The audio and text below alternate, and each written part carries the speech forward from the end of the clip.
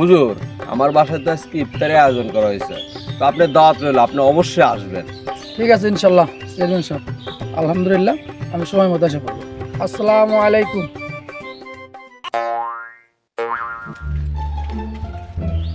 আসসালামু আলাইকুম হুজুর।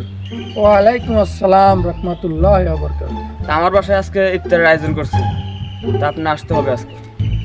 না ভাইজান, আজকে তো আমি আরেকজনের কথা দিয়ে ফেলাইছি, অনেকদিন চেষ্টা করবো ইনশাল্লাহ। আচ্ছা, তাহলে এখন আর কি করার আছে, তাহলে আমি যাই গে।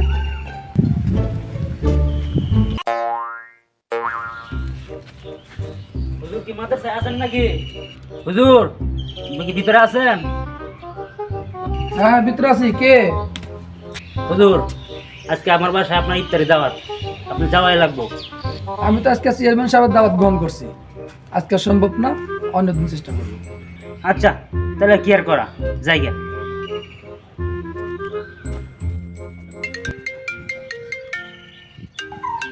আরে হঠাৎ করে চেয়ারম্যান সাহেব ফোন দিল। হ্যাঁ চেয়ারম্যান সাহেব। হ্যালো, বললা আজকে আমার বাসায় তো কোনো আয়োজন হচ্ছে না, আমি ইমার্জেন্সি কাজের জন্য ঢাকা যাচ্ছি, অন্য একদিন। হ্যাঁ,